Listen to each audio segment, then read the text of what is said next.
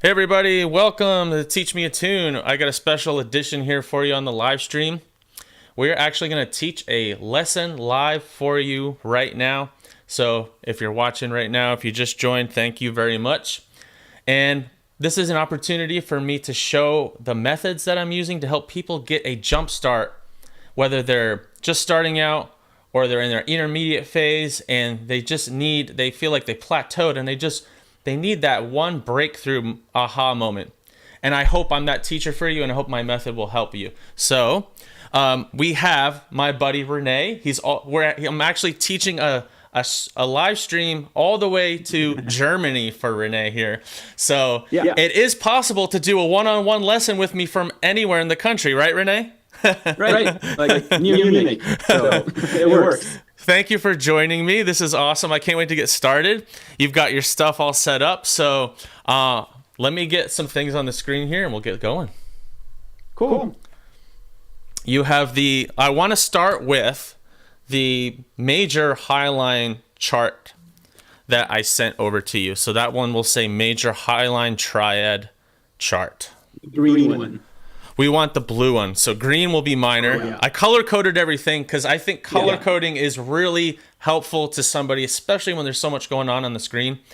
It's good to have colors to gravitate towards. So, I mean, look at our stoplights like our stoplights. We got those three primary colors, right? It's hard to not know when to stop and to go and to slow down, even though in the slow down, you want to speed up a little bit. I think that's most people. Yeah. So I'm going to pull up what he's looking at on the screen. I have one here for myself. Boom. Now I'm going to have to just be juggling some windows, so bear with me here. I'm going to grab this and move it around. So I'm kind of peeking in between the windows here from what the viewers can see right now. All right, perfect. The inspiration to this triad shape method that I'm using, it's not something that I invented, okay? It's just a pattern that I recognize that repeats everywhere. And I think patterns are very, very useful when we're trying to learn music. I think it's all about patterns, really.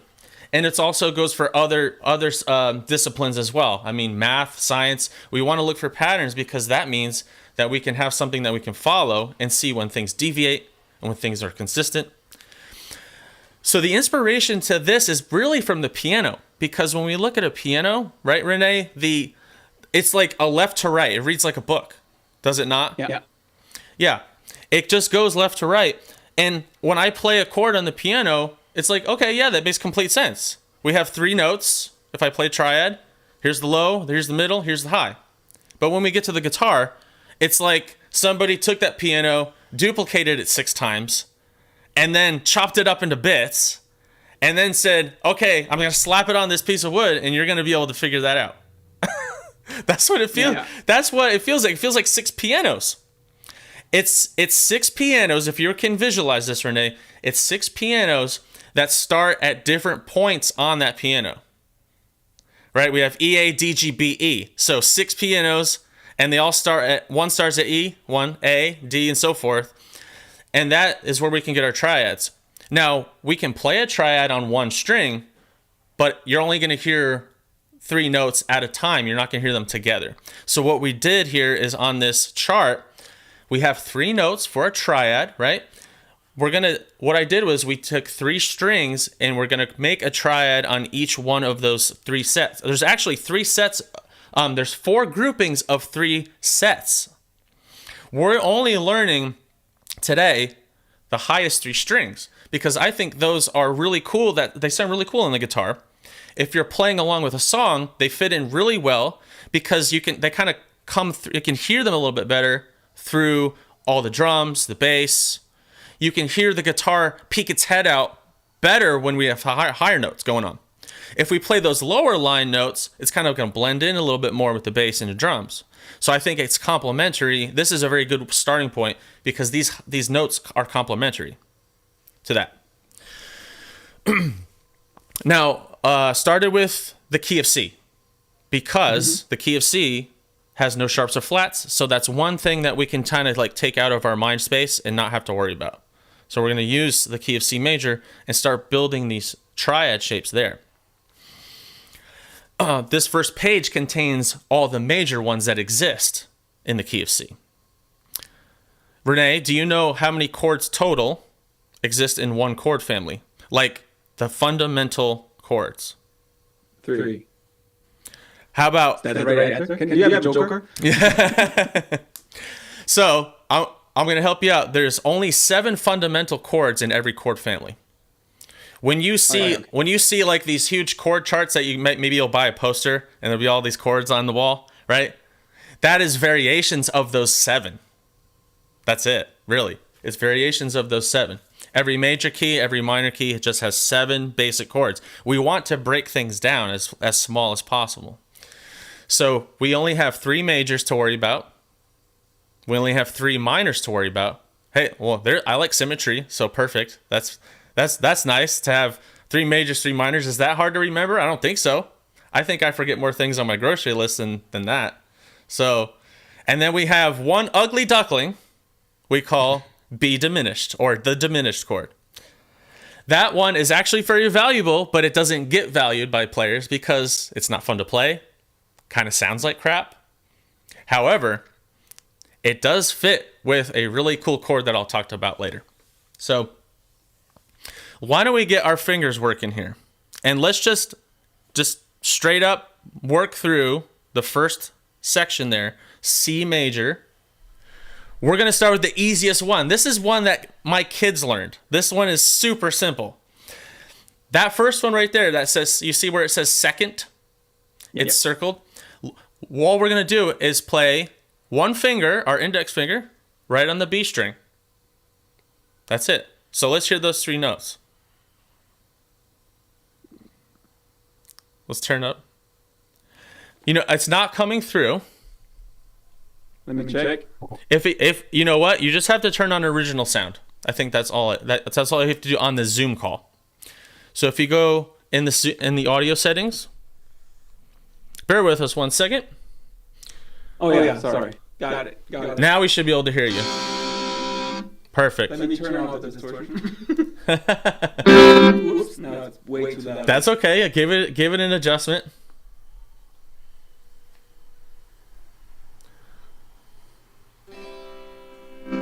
There you go. Perfect. That works. I like that. Okay. All right, nice. All right, let's hear each one picked out individually. From ding, ding, ding. Sounds like a C chord to me. All right, Renee, what can you tell me about... All right, so we have... Can we spell the C chord? I got to put on my tuner. No, your tuner's... It's fine. So, can you spell the C chord for me? In alphabetical order. It's on the chart if you need to look at it. It's GCE? No, it's GCE right now, but the actual root position way we spell it starts with the C, right? It's C-E-G. Oh, yeah. Right?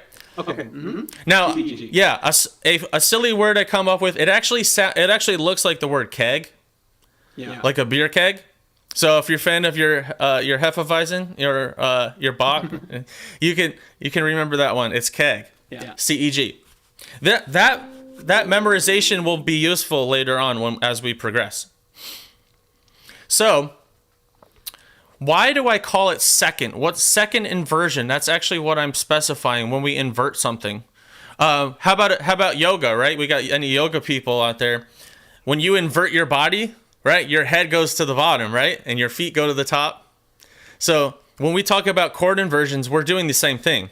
We're taking the head, the middle, and the feet of the chord, and we're just moving them around. We're just changing the voicing. So what you have here is second inversion. That's where we started. Well, why didn't we start at the root one? Well, because our lowest possible option that we can use is right here, way at the end of the guitar.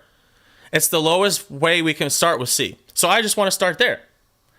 Okay. Yeah. And that's where we play our open chord. It's part of if you play a C open chord, that's part of it right there. Another point I want to make. Why nobody learns this. You get 6 strings on a guitar, so you're like, oh, I got to use all 6 right now, right? I got to use all 6. And that I was duped into that, thinking that too. It's like, here's the giant chord that you have to learn. Here's where all your fingers go. It's like playing Twister. It's like playing Twister, but you only have like a million dots instead of just a few dots. So we want to break down the 6 strings. We want to eliminate some of that. And since a triad, our fundamental triads are only 3, we're only going to work 3 strings at a time. Why don't we move on to the next one, which is now our root shape. We're actually now arrived at the original position that you would play this. All right, let's give it a listen. Nice. All right, so what can you tell me about where our root, our third, and our fifth are going? Are they in alphabetical order? Are they in root fifth order? It's C, G, so it's root like K from right. C, G. Right, exactly. On the previous shape, the voice was, this voice was in the middle of the other 2, right? Yeah. So that's another pattern. If you'd like to observe that as we go through, you can pick up, where is the root moving? I think that's kind of fun to see where we go, right? So why don't we go to the first inversion, which is I circled in green. What is that? 6th fret? That will start at the 8th fret. Oh, yeah. Right here. What? There you go. Nice. All right, so what can we tell? So where is the root now? Is it on the lowest voice, the middle voice, or the upper voice? That's like the highest one, the upper one. That's right. It's on the highest voice. That's right. You can also think about it as like 3 people singing as well. You can give them a couple, like personify these things a little bit. Make them feel like they're people that you can kind of conduct and move around. Now what happens? We can actually go higher if we'd like. We don't have to. We can stop here because we've actually completed all 3 shapes for the major. But why don't you go ahead and play that final one there, the second inversion. Right. And if you are playing acoustic and you don't have any space to play this one, then you don't have to worry about it right now. But since he's got an electric guitar, it's nice to play there. We can actually create some nice melodies up there. Now you notice I like picking this one because now you can see the shape really if you can actually see the shape better than the first time we played it. Right? Because when we play the first shape, go back to the first shape. Right? That one, you can't see that's a D chord shape. If you're familiar with the D chord, that doesn't actually look like a D chord. It just looks like one finger, right? It doesn't look like it. But you can see that there's like a triangular formation going on, even with those open strings. Right. If you were to put your, right. Do you see that correlation? Yeah, exactly. Yeah. I was thinking, how do I put it down here? But yeah. Right, because the 12th fret is equivalent to the 0 fret open. It's equivalent. So we don't actually have to play anything there. Nice. All right, why don't we walk through one more time, start at the very lower end, and just walk through each one. Let's do an arpeggio and then strum it once, just to kind of give ourselves a little bit of a guide. That was the wrong side, like wrong string. Oh, I forgot to tell you, I have a shocker built into his chair every time he screws up. Yeah. That's how you learn faster. Right. All right, continue. That's why I'm so good already. Yeah. All right, why don't you go ahead without interruption. Go ahead. Yeah, I'm good. So that one, the second. Then with that one. That doesn't sound right. It's just a little out of tune or intonation, but it's still the right chord. Okay. Yep. Mm-hmm. Right. There you go. What now in music? I like to go forwards and backwards because we should. So let's go backwards as well.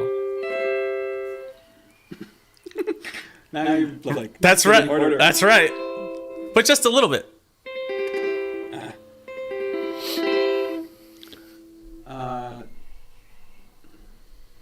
Hey, we got one viewer and one like. I wonder who. Say hello in the chat if you can. You need to like cheer me up because I'm still trying. Yeah, we need some fist pump emojis going on here. All right. Okay, cool. Nice. All right. I'd like to get your impression, because that's very helpful to me as teaching this method. I'd like to get your impression of anything going on in your head, or are you just kind of absorbing it all? I see all the three charts with all the 7 versions. So it's nice to see the pattern, and it feels like having like the shapes somehow. So I think it's still stuff I need to memorize and work through, but it's cool to have like options and play around with it. And like if I play stuff, I would just add in or like exchange the chords once in a while to just give it a different sound. Yeah. And I just want to get a first impression, because the thing we need to do is utilize these things, right? We don't want to just play shapes like this all day and not put them to use, because everything that I want to teach to you, it has to be purpose driven. Because if you have a purpose to learning these, then you're going to practice them more, and you're going to know how to apply them. I think the problem with a lot of guitar teachers is what they do is they just regurgitate stuff that they learned in their first years of lessons. And without any substance of background or how they connect. How do things connect to one another? And I would like you to consider that music is actually a language. To me, in my opinion, it's a language. So let's say you want to travel to Germany, right? I want to travel to Germany. I could grab a book and start learning small phrases, which most people do, right? To be fair.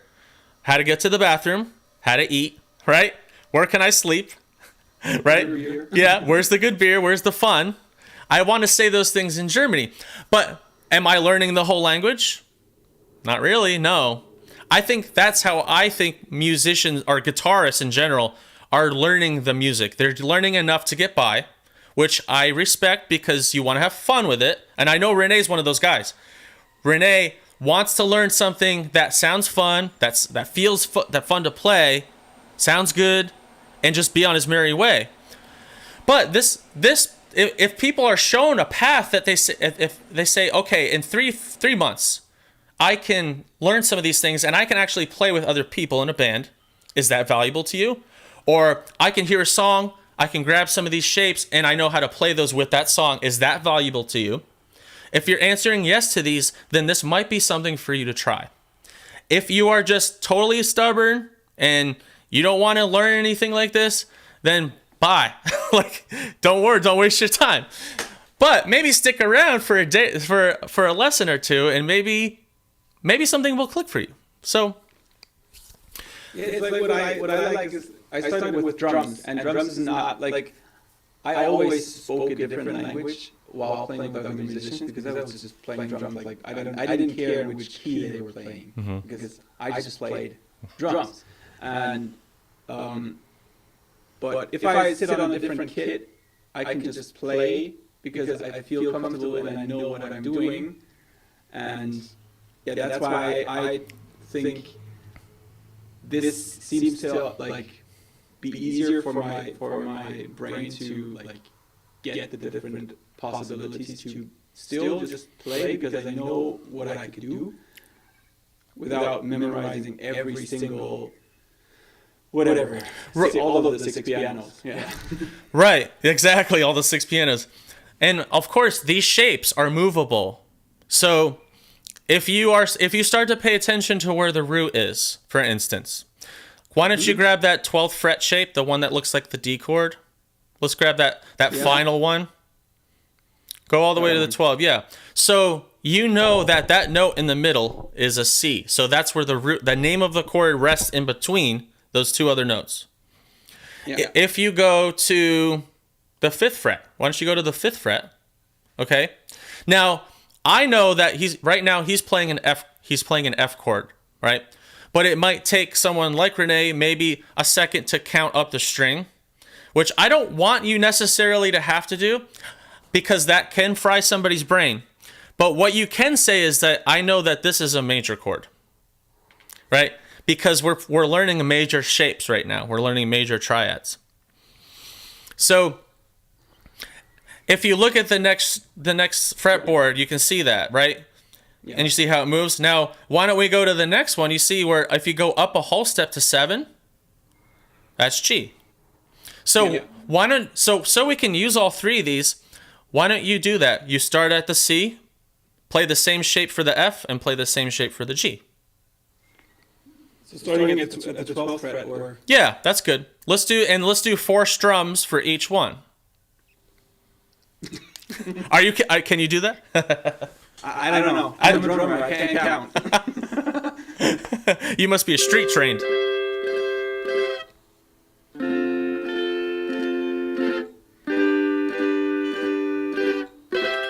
Mm-hmm. Right. I need to make the bar I need to complete the bar. No, I like that. I think we should resolve that. One of my buddies, Jeff, gave me a hard time on one of my lessons because I didn't come back to the start, and it was like an itch he couldn't scratch. He's like, "Why did you do that to me?" Yeah. So, all right, let's do it again, but this time let's pick each one out. Let's do an arpeggio of each one.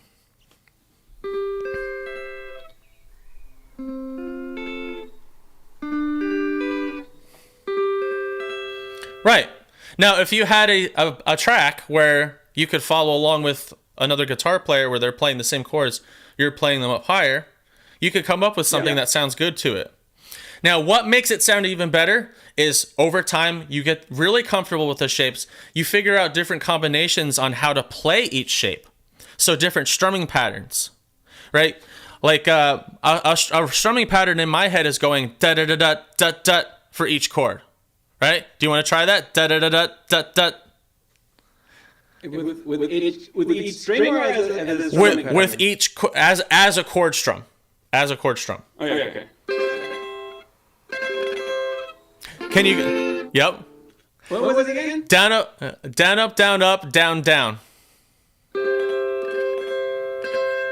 There you go.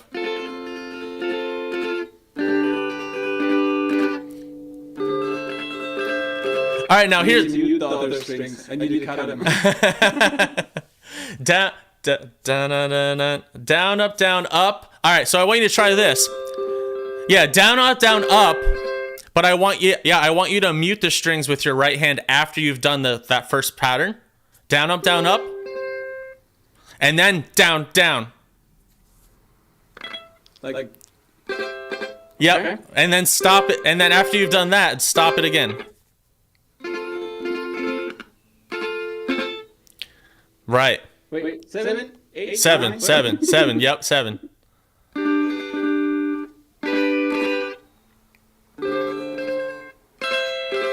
Right?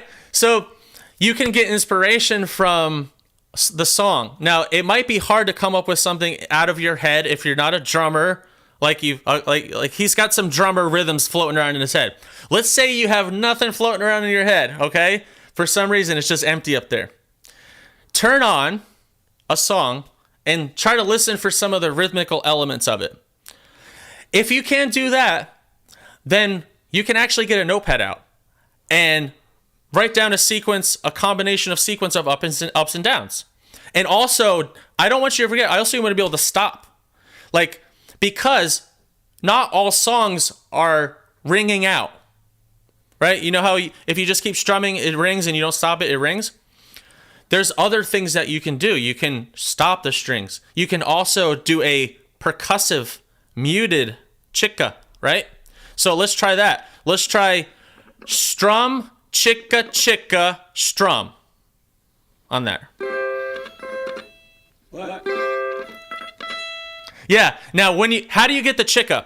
You actually need to either put your left hand pinky, yep, like that.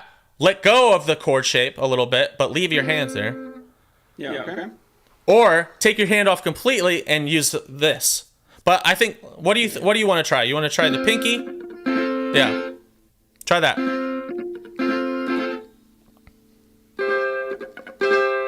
Right.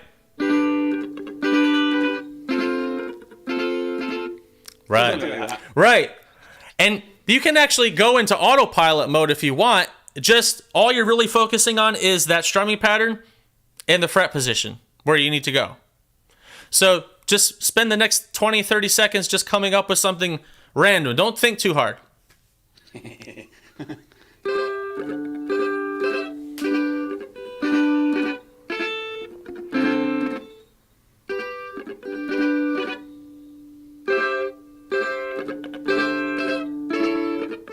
That's wrong. That's okay.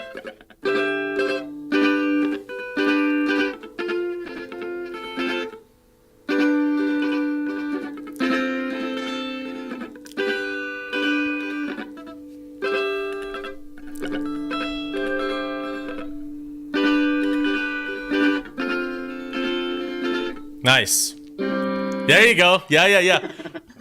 All right, let's do another one because this will help give people ideas too. Why don't you hit the low voice by itself and then strum the highest two voices. So bing strum, bing strum.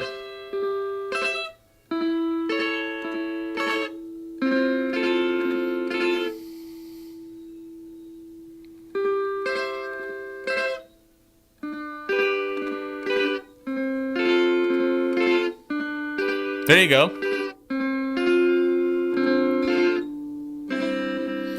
There you go. All right. I'm gonna just keep firing them at you. Okay. Sure. Middle voice, then low voice, high voice. So middle, low, high. You're gonna pick each one.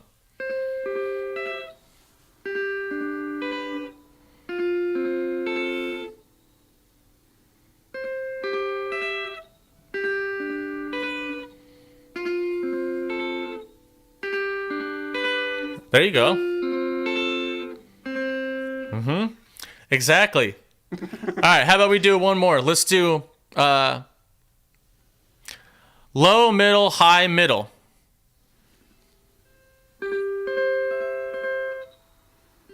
What?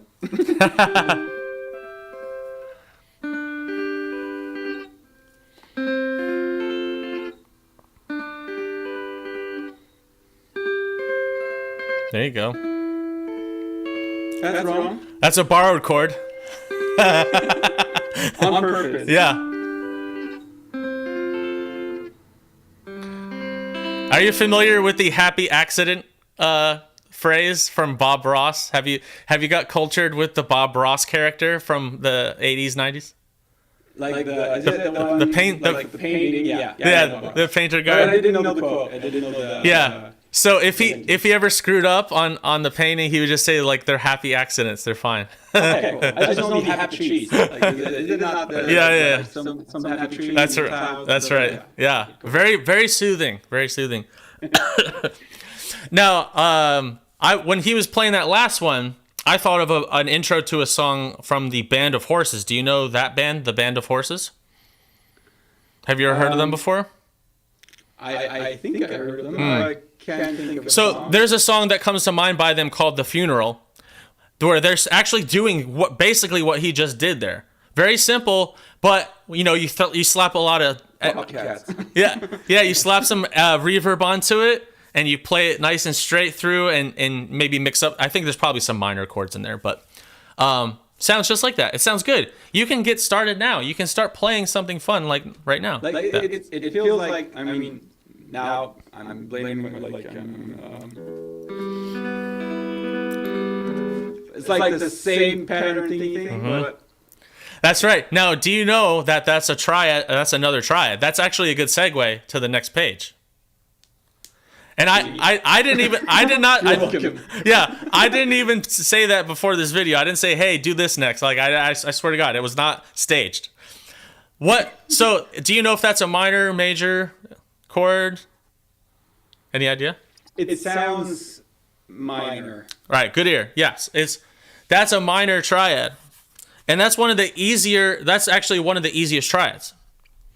So, if I can pull up the other shape here, we can get a little minors in, because I know people love playing minor. They love that sound. And right now, when we just play these three like this, it's all major, so it's going to have a happier, upbeat feeling. But what if we want to throw in a minor chord? We're going to do that. So I'm gonna grab. You can. I'm sure you can get it set up on your end. I'm gonna pull up the window for myself here. I just need to add it to this window here. I have all 3 sheets open. Perfect. To not do stuff. Yeah. Now, why don't you go ahead and I want to do actually, we start with D, right? This is the D minor. Yeah. Yeah. Okay. Okay. We actually have you learned that one as you've been learning guitar? Has that shape come up for you? As one of the shapes. You said I was learning guitar. Well, I mean, you invested in one. You got one there, unless you stole it this morning. It's actually the guitar of my bandmate. Yeah. And I just took it out of the rehearsal space. Nice, so, awesome. I just have this stuff laying around, and I was starting playing around with it and figuring out that I need to learn more than just power chords. Yeah. Awesome. No, but I actually haven't used that shape. All right, so this is one of the more common we would consider an open shape. Okay. Just gotta check my streaming status here, make sure it's coming in okay. It's telling me my stream health is poor. I guess it's not eating enough vegetables. Maybe it's like the long line to Germany. That's possible. All right. Let me get this chart up. Oh, it says excellent now, so I guess it was listening to me. It had a piece of kale. Now it's good. Yeah, right. Lovely. All right, let's go ahead and play that shape again while I'm sorting stuff out here, because I don't have anybody to help me with this, so I gotta figure it out. Now, what inversion does that happen to say? It says second on the sheet, so. Mm-hmm. That's right. It's a second inversion. Now, how do we spell D minor? What does it say there? DFA, so it would be. All right, so that sounds like diffa, even though that's not really a word. I just say diffa, which helps me remember that's how it's spelled. It's just something. Some of these will actually sound like words, and some won't. Mm-hmm. Why do we is it okay to ask questions? Actually, I prefer. Yeah, I want you to ask me as many challenging questions as possible, because. So how? Yeah, never mind. I figured out the answer myself. Okay. I thought, why are we spelling the word with the second inversion, but we don't? Mm-hmm. We spell it the right way, but the second inversion is just the second and third letter switched. Right. And so here's another case of where the lowest possible D minor shape we can play happens to start with the second inversion. So we're starting with it scrambled at the beginning. I mean, we don't have to, but I kind of like to go from low to high. It kind of just feels natural. So that's what we're doing here.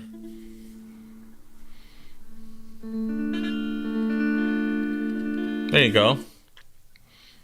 Now, let's move it up. Sorry, I'm going to get this window up now so that people can actually see what I'm looking at. There we go. Boom. I got it. I have it on my screen now. Now, can you actually notice another pattern here, or sequence? Do you notice that after every second inversion, it's always the root, and after every root, it's always the first, and then it just repeats?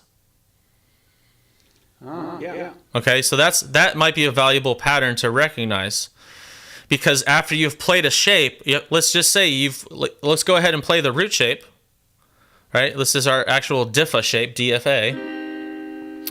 Just move it up to the 5th fret and you'll be solid. Was the test you passed? You gotta test me on my own material. I could have just totally ripped this off somewhere, right? You'll notice now that Rene's played the root shape, now he's gonna start thinking in his head that, well, the first inversion is gonna be next, because it just goes in that sequential order. It just keeps cycling through those 3: root, first, second, and so on. If we had a guitar that was 30 feet long, it would just continue like that, boom, boom, boom. But I don't think that would be way too costly to make. But it could hit the Guinness Book of Records there. You need multiple players to like work on fretboard. You know that's something that you'd find on like a viral YouTuber's video, right? I'm about to play a 30-foot guitar, and I need. Yeah, just read it if somebody tries that. Yeah. All right, go ahead and play the first inversion one, which is the minimal effort one here. Really. That's it. So if you just want to go What? That's it. You're just playing a simple. That's a minor chord. That's it. Now I want to do a callback to when you first played the Metallica song, right? That's the same exact shape, but without pressing anything. So if you were to just play it open. But then I take the what string is that? The D string with it, right? Mm-hmm. So if you notice, if you go to E minor, you see on the 12th fret, you play that same shape. Just go up a whole step from where you were. Oh, yeah. Right. Now, if you play those without pressing anything, just the open strings, that's the first inversion. Oh, yeah. So that little Nothing Else Matters thing by Metallica, they're just playing the lower bass note, and then they're playing that triad. It's just an E minor triad in the first inversion. Boom, up and down. So the more you know, the more you can understand about songs you love. And guess what? I bet you it's going to be easier to retain that information. Like if you can understand it, I feel like your absorption's better. I feel like you're more of a sponge if you learn some of these things. Memorization, your sponge is not absorbing enough. Like I feel like if you can memorize something and then play it on live on stage with a band, you've got some talent, raw talent. But if you find yourself like here's a really good example. You memorize something for a band rehearsal. Let's say you're jamming for the first time and you want to show somebody something. You memorize the song. But as soon as you get halfway through the song, you forget what comes next. And guess what? You're completely lost. You have nothing. You don't know what comes next. If you understood what you were playing, you could say, "Oh crap, I missed that chord, but I know exactly what comes next because it's this chord that's in this chord family that belongs here." When I mess up on stage, I never blank out anymore because I know exactly what we're doing at all times. Now, yes, that's a huge investment in your time, but it's way better if you have if I say, here are the steps that you need for the next 3 months to 6 months.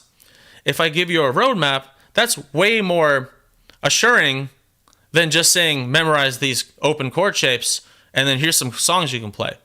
I mean, I think that I've gotten a comment before where people say, I'd rather not learn this stuff and just kind of feel it. Like, okay, I feel like that's kind of a crappy excuse, but I guess I was there at one point, but I didn't have that attitude towards it. I always wanted to learn more. That's why I'm self-taught. I taught myself how to do everything, and then I took formal instruction later. So I digress. But I'm going to keep working with Renee because this is the first time I've actually instructed Renee on this stuff. And maybe we'll come back and revisit and give him some time to play around with these things and maybe see where we're at the next time we meet and start applying more things to this. There's a lot you can do with these shapes, and you can actually build your own scale with these shapes, believe it or not. You don't have to look at a scale chart. You can actually build a scale from the shape. Now, let's incorporate. I want you to pick one of the minor shapes from the D minor spot, and we're going to fold it in to the major shapes that we've already done. So let's pick one. So I will go like this one? Great.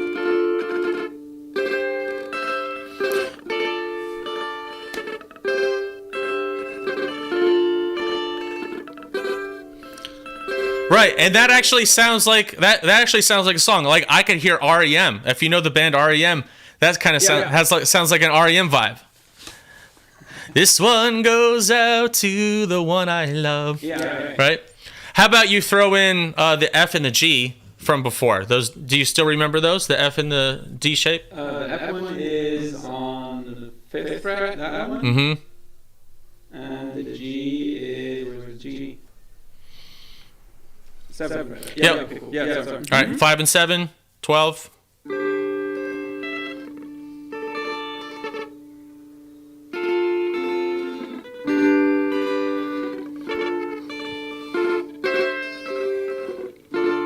Now let's do something. So let's do something where we create a modular sequence. So I like what you did before, when you did C, D minor, C, D minor. That's going to be section 1, right? And then section 2, let's do F, G, and D minor as section 2. That'll be your second part, like your second progression, as we would call it. F, G, and what was it? You'll go F, G, and D minor, and that will be like your other section to this little song that we're making here. Yeah, okay, cool. I'll try.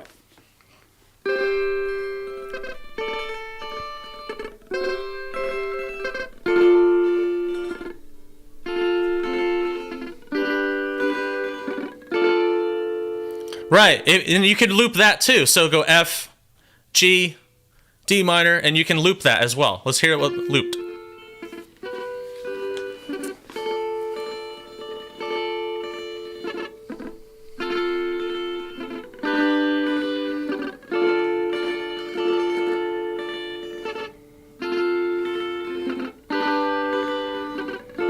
Right. See, and you can, if you have some of these tools at your disposal, you can kind of make them little modules and move them around. That's all the song is. You have a verse, which is a module. A pre-chorus, if you want it, is a module. Chorus is obviously a module. A bridge is a module. So, or a solo section where you're going to solo on the guitar. Now, this type of learning might not be for everybody, or because what this actually follows into is lead guitar playing or accompaniment. You don't actually have to be a lead guitarist to do this stuff to sound good with another guitarist. Like this is maybe something, maybe you just want to strum open chords on an acoustic guitar, then this might not be something for you.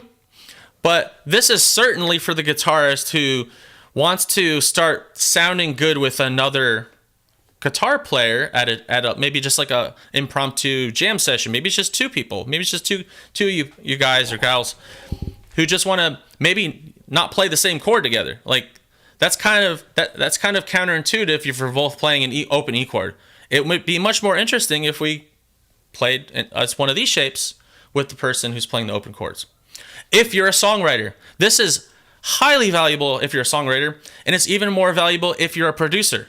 If you're wanting to be a producer, learning, if you could go to, let's say you're not a guitarist, let's say Renee wants to be a music producer, and he starts to absorb some of this stuff.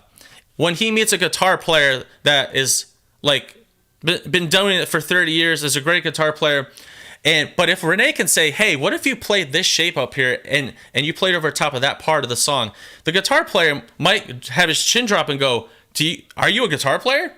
Be like, no, I just learned a few rudimentary things that I can apply for a song. So I don't know, what are your thoughts on this? Because I've been talking for a while, but yeah, like I really like it because it feels like with like pretty low effort, memorizing a few things that I can combine and play along with. So I would have like a creativity back in coming up with these like 2-part patterns to mix it up.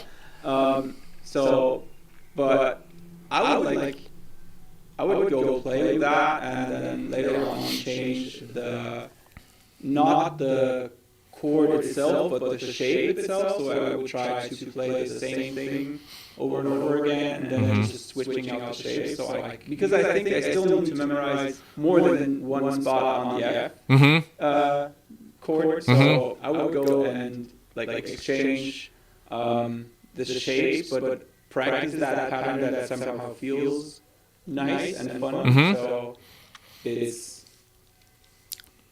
I think it's like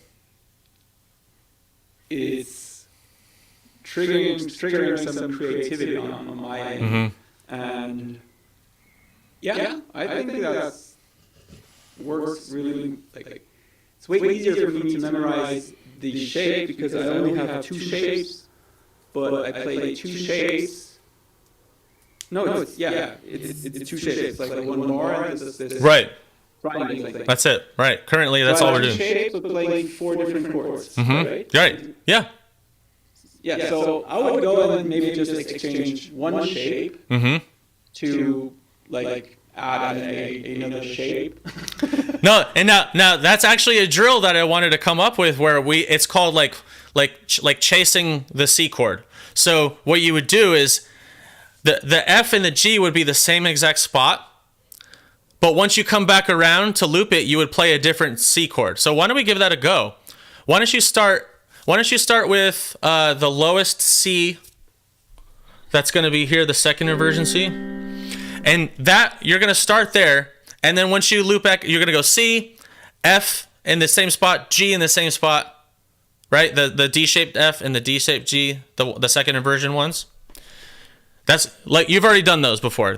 So you're going to do the fifth. Yeah, okay, but would you like go from that C to this D? No, we're going to leave out the D for momentarily and just do C, F, and G for this moment.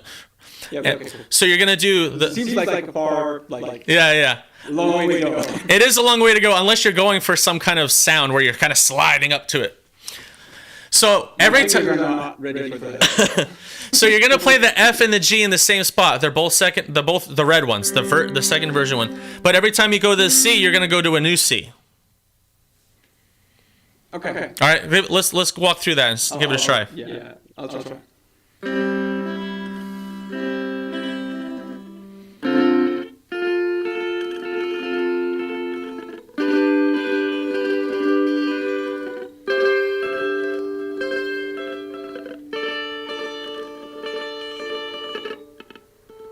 I know we wanted to leave out the... That's okay. Go, loop it around again.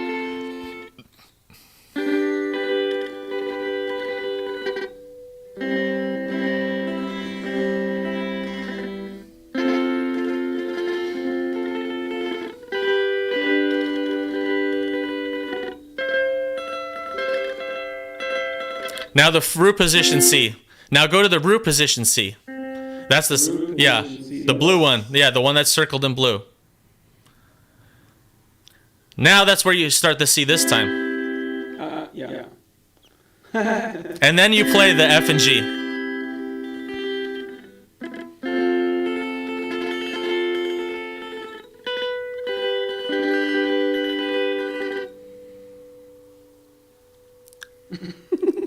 That's now you see where I'm going. Now I want you to go to the first inversion C, the one that's circled in green, as the new starting point. The other two chords do not change. That's all right. One more up. One more up. You're good. Go to the eighth. Yep.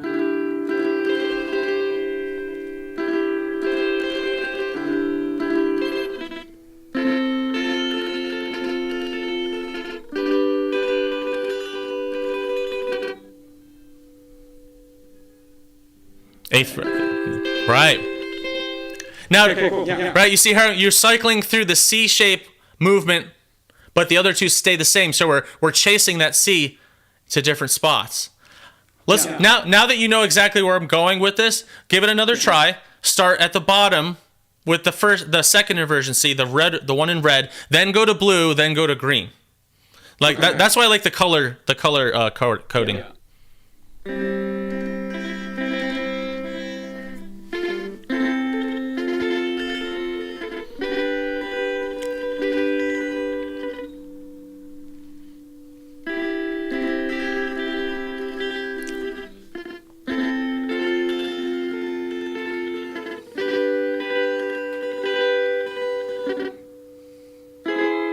Almost. No. Yep. No, wrong.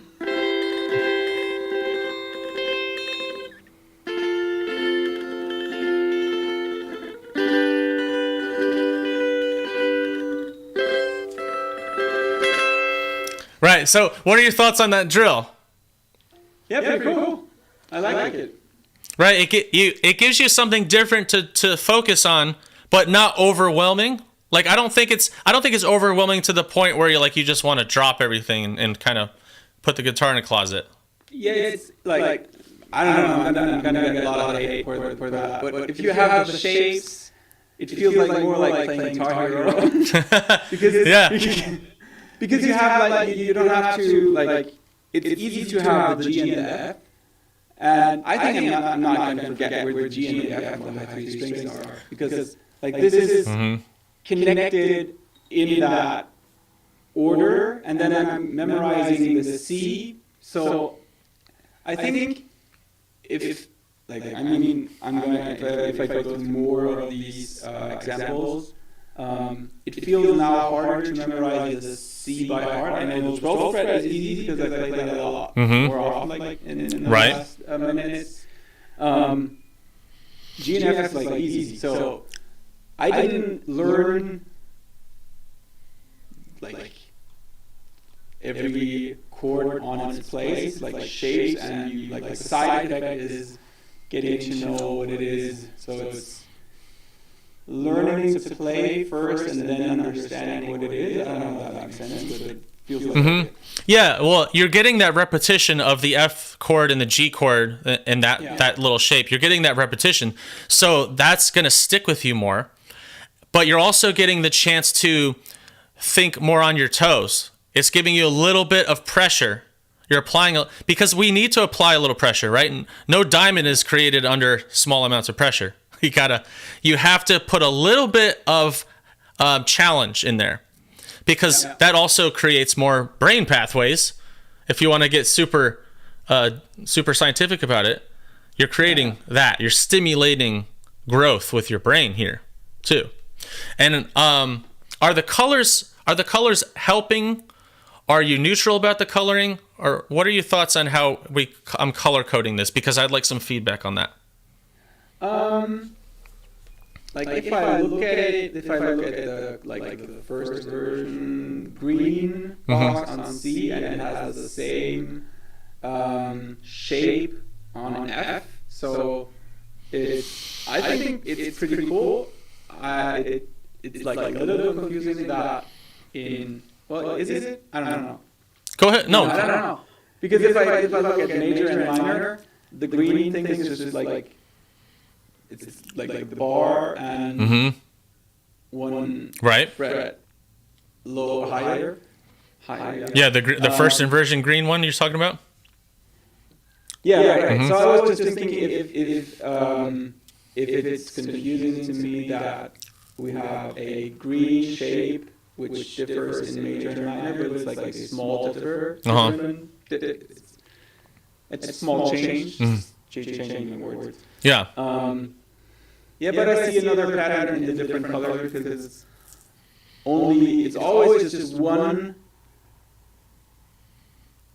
note that changed in my major and minor, right? In the shape. Yes. So the red shape has whatever that thing is. Yeah, let me bring up the minor one again, and I'll point this out. That's a good opportunity to point this out. The green note is when you go from major to minor. The only note that changes is that green one. It goes down one half step, one semitone. So if you were just to only focus on those major shapes, but let's say you want to have fun and make them all minor, you just use the chart, locate the green one, and if you lower it, you can hear that it goes to a minor sound. You can lower each one of those. Now that might not be in the scope of what you're thinking about currently, but that's something you can do. Now I think if I were to prime Renee a little bit more and maybe give him an instruction on what the color coding system means, I think that would probably be fair to help him also. If I just kind of give a little bit of a preface on, so what I would say was, when things are circled in blue, that's the root shape, and you'll also notice that the blue note is the lowest note. So That's also how I'm doing it by lowest note, the note that you play first, right? Does that help make things click a little bit? Yeah. The second inversion, the circled in red, the lowest note is a red note, is the red note. And then as we go to the green one, circled in green, the lowest note is a green. Because I identify first, second, root position by the note that's the first one that we play.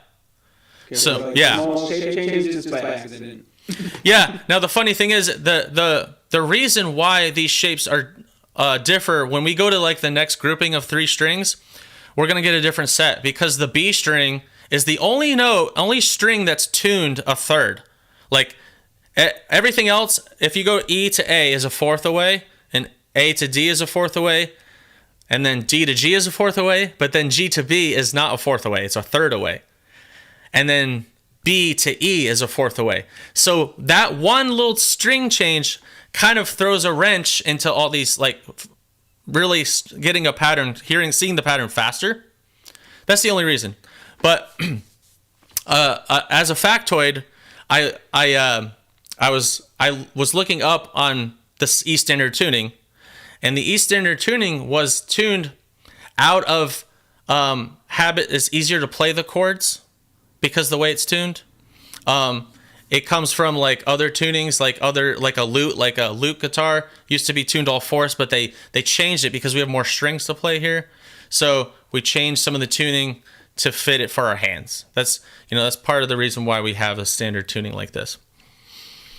So would you recommend like memorizing in these like training patterns to like actively using like root, second, and first to memorize what is the root? Because until now I thought I don't care. Yeah, exactly. Who gives a crap? It's a waste of time. I'd rather just learn the song, right? Yeah, I am there with you. I've seen shorts where people just show the where all the B notes are. Personally, I don't get that. I don't think that's useful. Unless you're just going to play a song that drones on forever that's just a B note. But I like that. I like what you said there. I actually had to teach myself these shapes. I knew how to build them, but I actually had to teach myself over time on just the hand movement. Mm-hmm. Just changing, going up, going down in different directions, and then applying it to the music that I'm already familiar with.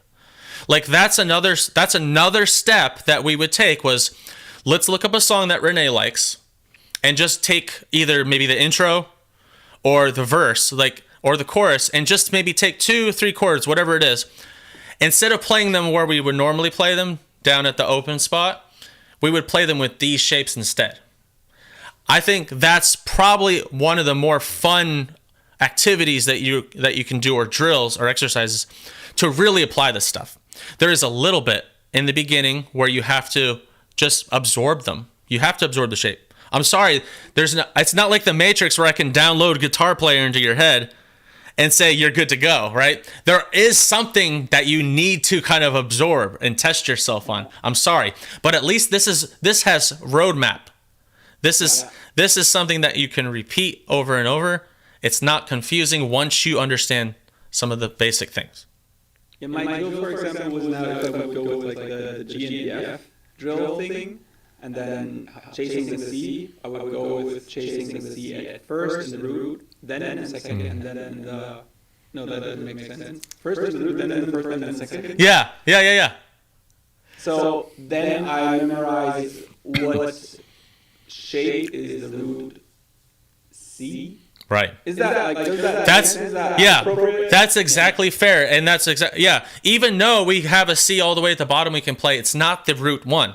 So if you want to give yourself that little, like, that just makes sense, right? It's like, rather than starting we don't want to start the alphabet on C, we want to start it on A. So yeah, why don't you? That's what you would do. You would start on the root shape of C, right? The circled in blue. Do your F, the red circled shape F, and the red circled shape G. Yeah. And then work through root first. Let's just do that to kind of wrap things up. We're going to do the root position, then the green, then the red, which is first and second.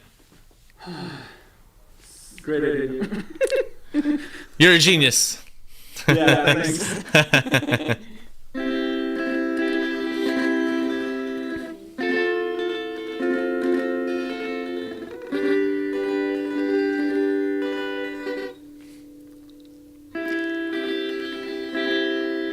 So where's the first one? Now, one thing I want to add is I want you to, when you start the loop over, I want that C to actually be played twice, because once you finish on when you go back to the C, I want you to play the C one more time to give it give it more of a song vibe, right?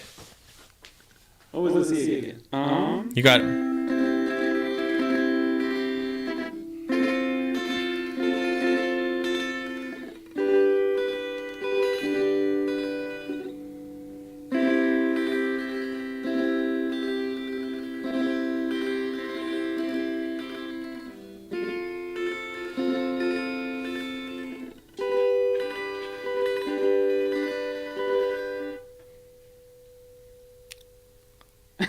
You're actually so close to it.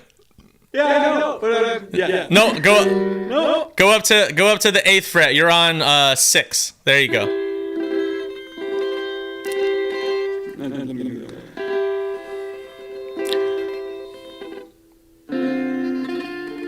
That's okay. It's good.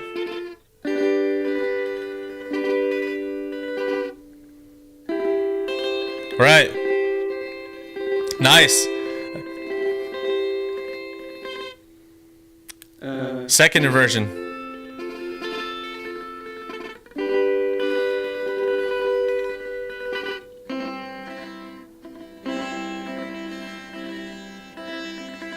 Now, you can go there. That way, you're continuing to ascend, right? You're continuing to go up, instead of backtracking back there, right?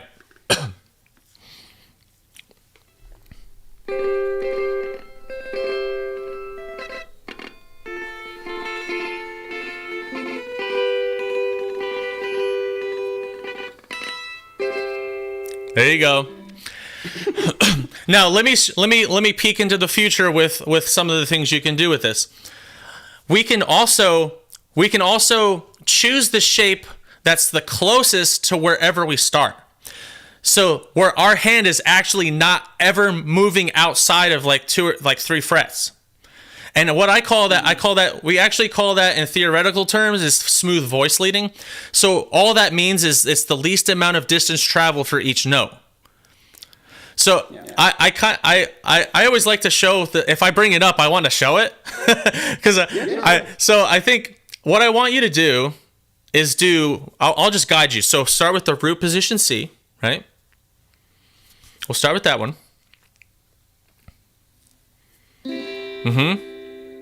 And then I want you to do first inversion G. So that's the G that's circled in green. See how it's right next to you? It's right next to that shape. Just get familiar with those two for a second. No, that sounds right. First? The first inversion is yep. Just put a few reps on that for you, back and forth. Just kind of get familiar with that switching there, back and forth. Figure out the most efficient way for your fingers and brain. All right, what I want you to try, I want you to do the fingering on the first shape. I want you to do pinky and ring finger for the first shape, the root shape. All you have to do now is put the middle finger down and remove the other 2 fingers. Leave the index finger down. It's right there. See how easy that is? I see it, but I don't feel it. I would say visually it's definitely more efficient. Can it be efficient? Yeah. Can it be efficient for you? Yeah. Yeah, it's just unfamiliar. Yeah.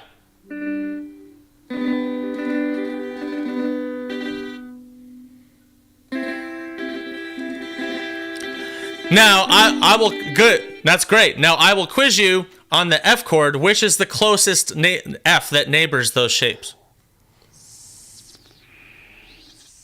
Closest would be the first, but I'm more familiar with the second. No, actually, I think you have it opposite. I think the second version, the F that's circled in red, is closer. I think it's closer by a little bit more than the first inversion F. Why don't we try both? Let's experiment. Because from here, it would be the same shape here.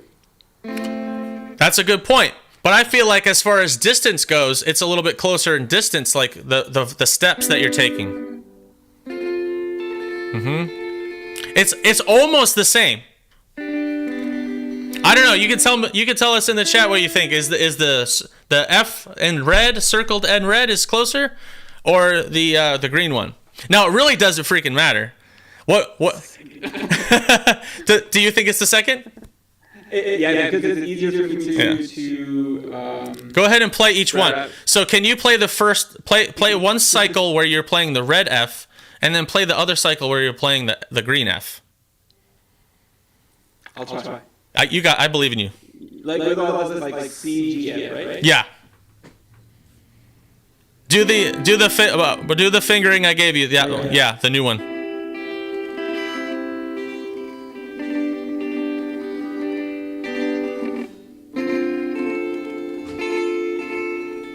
Right.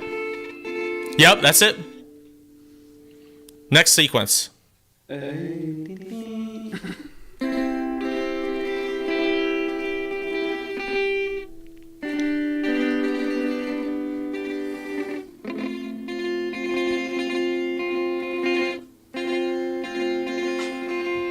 Right.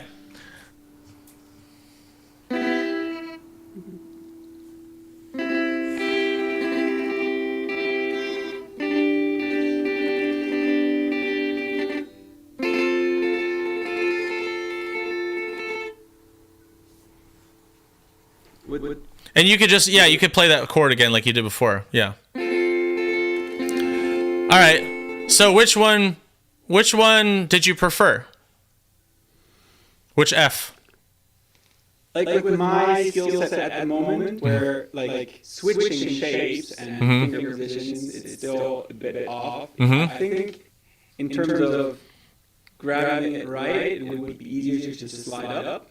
But it feels easier, and like from like effort wise, I can't go more up from here. So whatever I would play afterwards needs to come down again. So being on the third fret gives me somehow more the flexibility to have a shorter way to either chord that would come next. Yeah. Now, since I've gone over these shapes quite a bit, I look at it from a standpoint of arrangement. So there's no right way to play the F. It's all about, do you want the sense of the F to have a downward? Now, I want to correct you on the terminology. When we go towards the head, we're actually going down because the pitch is going down. Yeah. Right? So I just want to clarify that. So do I want to go down to the F to give a descending feel, or do I want to ascend instead with the F? It's all about arrangement. It's not about is it right or wrong. Really, there's not a lot about right or wrong when it comes to this stuff. It's more about we want to see where we're going. What is it going to feel like? What is it going to sound like? So that's what's cool about knowing these. You have more options on arrangement. You can play one shape and slide it. If you want a sliding feel, you want to move up and down like that. You can do that. Let's just do one more thing, because I mentioned earlier that we could build a scale from one of these shapes, and I think that's fun. Now, we could do a lesson where we're actually going to spend a whole hour on that, because we could, but let's just kind of tease it. Let's just peek into that. Now, let's go back to the C root shape. Let's go right there. So the one that's circled in blue, our C, that's in root position. It's in root position because the lowest note is a C. And we're doing a C chord, C, E, G. So I just want to reiterate that for people who are kind of jumping in on the video later. Now, we're actually going to build a scale from this. The cool thing is, once you've identified what shape it is, I'm going to do something that's called the above and below exercise, where we start with one voice, the C. Let's start with one note, the blue note. You see that? Yeah. Strum the chord for me once. Let's get that in our ears. I want you to find a note that works below that C. Just the single note by itself. I want you to use your ear for a second, and then I'll guide you. I want you to play. So what we're going to do is we're going to build a scale. There's going to be 3 notes per string. So you already have one of those notes. I want you to play a note that works below the C. So what happens when we go down the alphabet from C? What letter is it? Like down in terms of the V? Yeah. If our alphabet, so let's say we're at C in the alphabet, the note that comes before it is B in the alphabet. So we're going to go downwards in pitch to a B note. Now, is that B note a half step or a whole step? That's one of the things that you might encounter. It would be a G, so one step down. It would be a semitone down is where the B is in the alphabet. So that is a B. Now, what we need to do is we need to build this scale. So what we're doing is now we're imprinting on our minds. We're saying, okay, when I play the root shape of C, the first available note for me is a half step down from this note. Okay? Here's something that we can actually eliminate. If we use logical reasoning, we can't play two half steps back to back. That will not be a scale. That'll be a chromatic thing. So we can't go up a half step. We've already used our half step. So you have to go up a whole step. It's the opposite. So now you're going to go a whole step up from C. That is your next note in the alphabet, which is A, B, C, D. We're going to go up to D. Hey, I'm a drummer still. Yeah, he's still a drummer. I got to help him out a little bit. Okay, so let's play the C and then go up to a D. It's a whole step, so you're skipping a fret. So you're going to go the opposite direction, because remember I said I want a note below and above. We've already got the note. We already got the note below. We need a note above. So do I still have the whole shape? I want you to keep the whole shape in mind, but we don't necessarily have to be holding we don't have to hold the shape. I just want it as like an imprint, like a ghost of the shape. Yeah, okay. So it would be C, and the whole step would be there? Now you have to return. I want you to return to the C.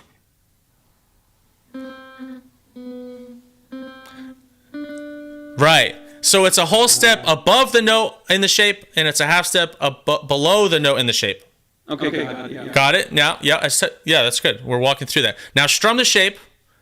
Go back to the third. Go back to the third fret. Go back to the third fret. You're on 4. Oh yeah. There you go. Now let's strum. Yep, a little bit of strumming. And let's play those new notes that we have now on the lowest string there. The C, the D, the C, the B. You can play them in the single notes in any order you want.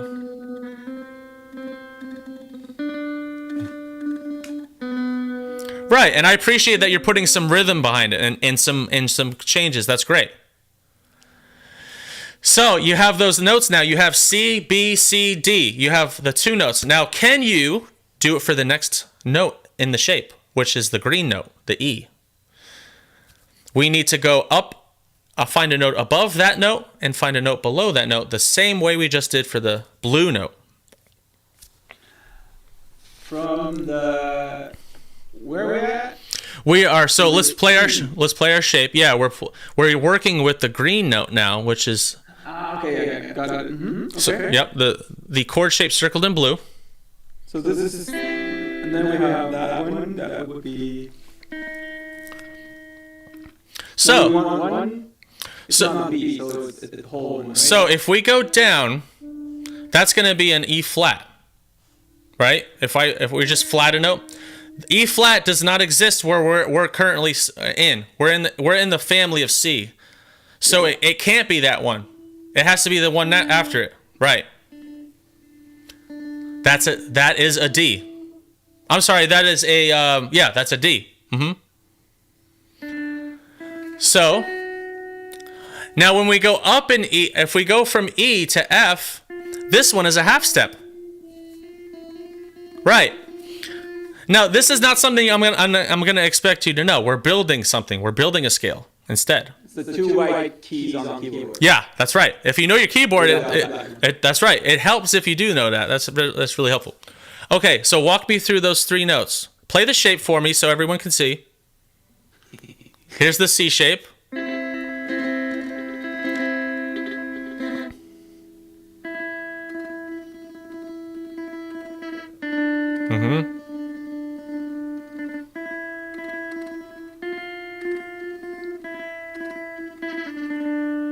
Perfect. Now, how would you? That's great. Thank you. How would you look at? Would you look at it as a whole step down, or would you look at it as a skip down? Like if we were to put a label on it for someone to help them walk through the process. Is whole step and half step in your words, your terms that you use, or is skip like a skip and a not skip? What would you prefer? I don't know, like it's not my mother tongue, so it both feels okay. Fair enough. different. So skip sounds good to me to have like a skip. If a skip is then always a whole note. Yeah. And the other would be half a skip. No. Or no skip. It's not a skip.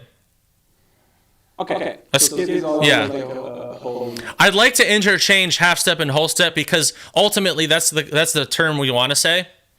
But I like giving people multiple ways to hear the information because one might click more than the other. So then I would go with the right term because okay. memorizing more terms than I know would be maybe confusing. All right. So what did we discover with this green note? So what we're doing is we're finding a note in the shape. We're at the green shape. We're at the green note. If you look at, I feel like I have to reiterate so that people are following because sometimes I move a little fast. Yeah, the shape circled in blue is the root shape. We're at the green note. What we're trying to do is build a scale, so we need to find a note above and below. So Renee did that. So we did a no skip above and a skip below in order to find those 2 notes that work. Right. Now, do you remember the previous one? For the blue note, we did a no skip down and a skip up.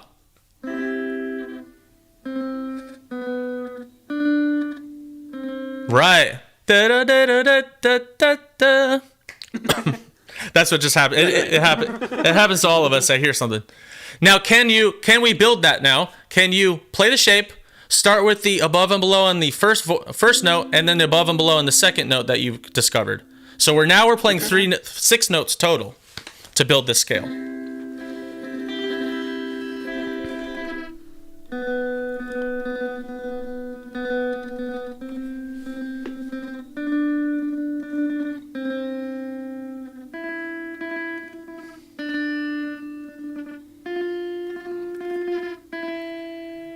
Now I want Renee and everyone to imagine that a C chord or chords are being played in the background for him, right? That would be our kind of like our next creative step was to give him something to play to. But right now we just kind of have to put a little backing track in our head, which I feel like he did because he was picking notes in a pattern, which was great. Let's do the same pattern as strumming pattern because I don't know any more patterns. Hey, that's great. I love it. Now, can you walk me through the final voice? So the red note in this shape is where we need to find a note below and above. What note is that? We have it listed on the chart. G. G. So in the scale, this one has a skip on both sides. Yeah. There's no black key, or we're skipping the black keys in between. If we were to look at a piano. Yeah. So we go from G, you go up to A, or you go down to F. All right, now walk us through the process, each voice and its string spots and the notes, the single notes.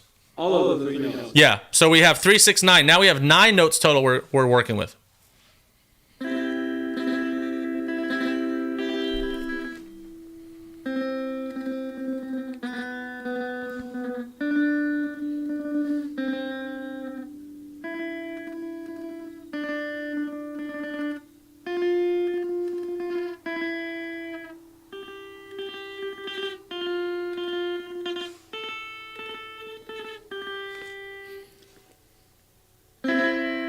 Nice.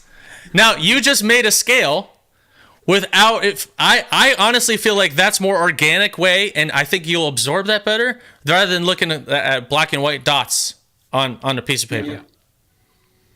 Because you're building it, it's almost like you're growing outwards from the shape that's actually being utilized. So you're kind of like tree branches. They're kind of just stretching it themselves out that way. So what are your first impressions of this concept? I think it's doable. I mean, it would be helpful to understand like the order of the notes, like. Mm-hmm. And in German, you learn like C, D, E, F, G, A, B. Mm-hmm. So you don't learn like A, B, C, D, E, F, G. No, we don't do that either. You learn from C normally. Okay. Yeah. Mm-hmm. Yeah, that's right. So that's like confusing from the start. Mm-hmm. But I think like if I practice that, I guess it would be way easier to like. I never thought of playing a solo because I'm still confused with the chords, but it would give you the opportunity to just like try stuff without having to like be scared of messing up totally because it's not that complicated. But I think it would be helpful if I not only memorize the skip, but also where do I skip. So like what note is it that I'm then playing, not just yeah. But I think that's still something. I would go with the shape first and then add in the skipping game. Right. Now, the thing that helps here is rather than memorizing a 7-note scale, you're picking a point on the scale, and you're going up in the alphabet or down in the alphabet. Now, we're not worrying about sharps or flats right now. We're just worrying about letter names. And this gives you the opportunity to just focus on a couple notes at a time. And if it's in the context of drums and bass and stuff like that, it'll feel a little more natural to do it this way. Another thing I like to do is just connect all the shapes together by a single string. So if you were to take like the highest string, the high E string, and play the notes that are like in between the shapes, that's another cool thing to do. So we're actually building a scale between each shape, each C shape. So if we were to just play the C chord at the end there, go ahead and play the C chord at the end. Give me the whole thing. Oh yeah. So what you would do is pick the high E string, then go to the first fret, play the first fret note on the high E string. That's F. Go up a whole step to G, and now play the next shape. The next shape. Yeah. The C, like yep, that's it. Mm-hmm. Now repeat. Let's repeat that again.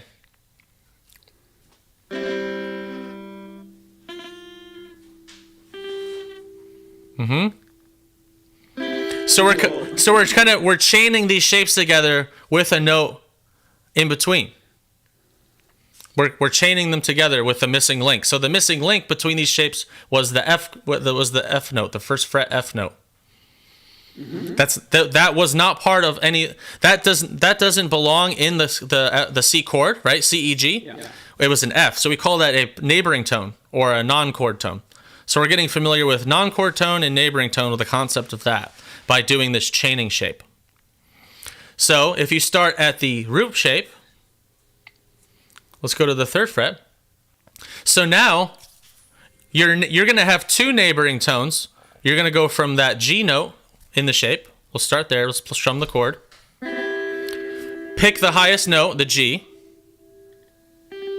Go up a whole step to A, which is we're going to go up in pitch. Oh, yeah. Mm-hmm. Yep. So let's do that again. Strum the shape. Pick the high G. Yep. And then the A. So that's your first neighboring tone. Then we got to go up another whole step to B. That's our next neighboring tone. Right? A and B are not a part of this chord, so we're going to call them neighboring tones. And then you're going to arrive at the first inversion C shape.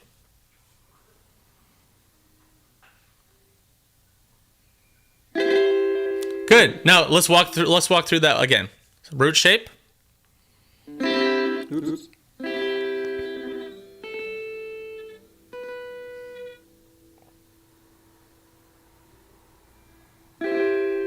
There you go. All right, let's finish it off. Yeah, go ahead. Let's do it again. If you want to, go ahead and play it again.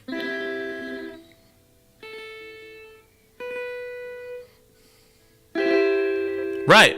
Now, let's go from the first inversion to the higher second inversion. We're on our C note. That's going to be the highest note for the... Let's play the first inversion shape. Let's go there. Pick the highest note, which is going to be the C. We're going to go up a whole step to D. So that's our one and only neighboring tone between these two shapes. Oh yeah, it's like the neighboring tones, like the connectors. It's the connective tissue between the shapes, and you're also that's actually you're playing a scale while you're playing the shapes. You're kind of building a scale through that high E string. So would you recommend, like if I do this as a drill, to pick the chord like single strings and go through each descending or ascending note one by one? That's right. So yeah, so your next step, we're not going to do it. We're going to wrap things up here, but the next step would be to pick the middle, the B string, and walk up the B string that as a connective tissue for each of those shapes. That would be your next one. And then the G string. So you're building a scale more organically that would sound good if you were to get comfortable enough. You could strum a shape, pick a few notes that you've discovered that are neighboring tones, and then kind of move about. So you're really traversing the fretboard that way. So I would have to know, or I would use my tuner, like to be honest, to check where I'm at. That's fine. I think that's smart. Because that, like the tuner tells me which note I'm playing in tune. But then I had to know, like I think it's like just a matter of time to know the steps of the notes, like half step or full step. Right. Yeah, and all this stuff has to be done through guidance. Like there has to be a little bit of guidance. And I would give the guy, if this was like an instructional video, I would be giving the guidance in the whole time. Give the guidance, what the purpose is of it, what's it going to do for you, and then implement it to rhythm. Like we need to also play these things with a rhythm behind it. But there's a lot. You as you can see, this is like not even the tip of the iceberg on where you can go with this. But the great thing is, once you've acquired these shapes, there's 3 major shapes, there's 3 minor shapes, and there's 3 diminished shapes, which we haven't talked about. We'll save that. But that's it. And then it's just a matter of cycling through those in context with different chord changes, different chord progressions, using the connection. Sorry about that. We got somebody who wants to offer his 2 cents, I guess. We have all those options now, which is awesome. I mean, this is like, if you could get this done in 6 months, you would probably excel by years in guitar years. Because I hear people say I've been playing for 20 years, but how many days of those 20 years are you actually playing, right? You weren't playing for 20 years times 365. I think this would excel you.